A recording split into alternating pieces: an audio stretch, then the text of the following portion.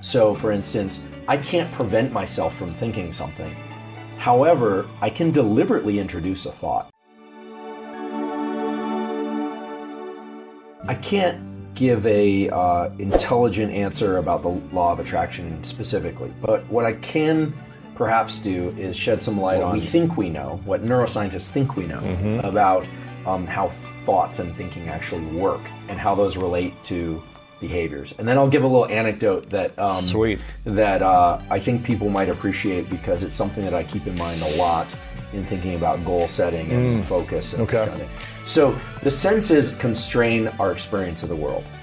So our experience of the world, all humans' experience of the world is kind of tunneled by these, what we can see and what we can't see. There's a lot happening that we can't see. It's just the reality. So there's sensation, and then there's perception, which is simply to say which of those things are we paying attention to.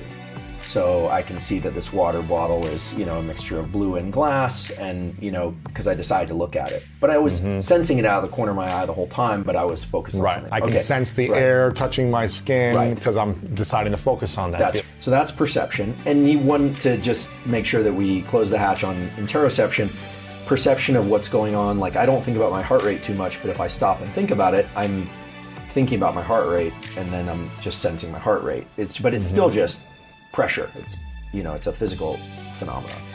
Okay. Then there's thinking, which we'll get to.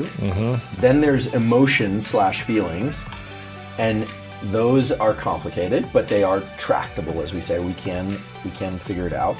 And then there's behaviors, like you're writing right now. It's a measurable thing. It's a real thing. Okay. So what about thoughts? What in the world is thinking? Well, in many ways, thinking is a lot like perception. Perception, again, being which sensations I'm focusing on, except that thinking incorporates sensations from the past, sensations from the present, and can include sensations from the future that we haven't even had yet. Interesting. So this, I think, speaks to your question about law of attraction. The interesting thing about thinking is it's very hard to control our spontaneous thoughts. So, for instance, I can't prevent myself from thinking something.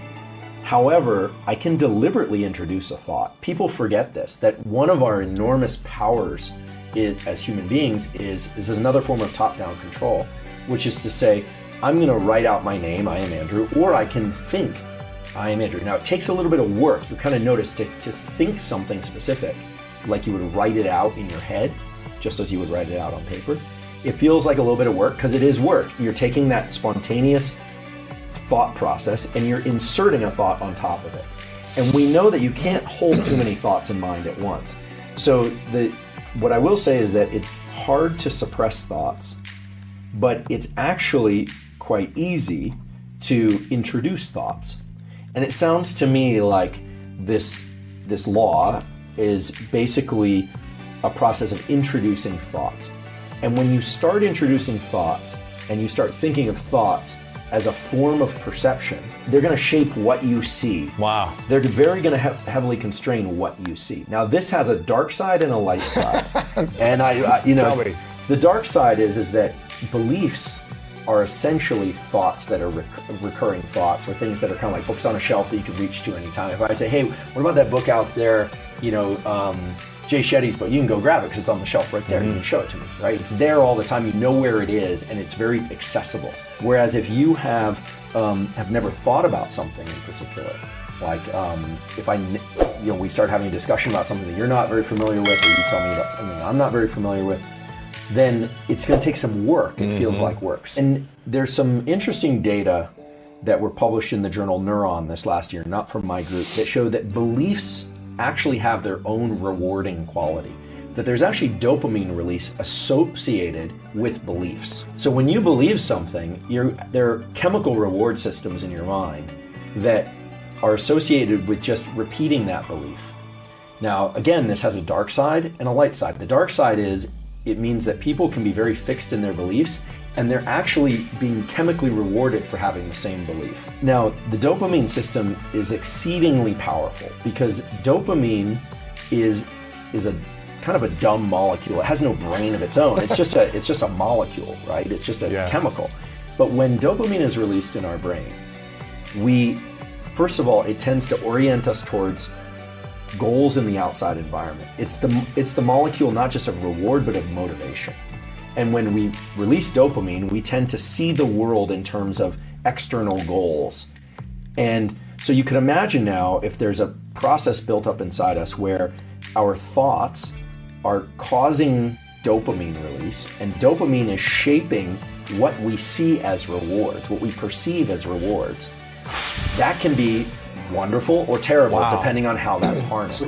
A good example with dopamine is people who are very depressed, who see no possibility in the world. Who, if you talk to a depressed person, every response they give is going to be, but it's not going to work out. They are absolutely certain that things are going to turn out bad. They're entrenched in it. They may actually be rewarding that somewhat, although typically depressed states have very low dopamine. At the opposite extreme is mania. When people are in a manic phase, dopamine is very high, we know this, and they see possibility everywhere, and there's certain things are going to work out. They will spend money they don't have, they'll create relationships they don't have time and energy for, they will overdo everything. And so somewhere in the middle is this healthy range where we realize that how we view the world is shaping the release of these chemicals. And I do believe this happens when we have positive thoughts. We get a lift. If we can get a lift from our positive thoughts, and then dopamine itself puts us in relationship with the outside world such that we view the outside world as having more possibility, that is going to put us into forward momentum. There are a lot of studies to support that. When dopamine is low, we tend to see very little possibility in the world. So one thing to understand is that dopamine release in the brain is always subjective. So if I say to myself, I'm going to get into the process of doing something. We have a new year coming up, so there's going to be a lot of resolutions soon. It's not if you attach the dopamine release to the process of effort or goal setting itself, you'll have more energy to be in effort. And then if you can attach dopamine release to the belief that you're at least heading in the right direction, you'll have more energy to keep going in the right direction.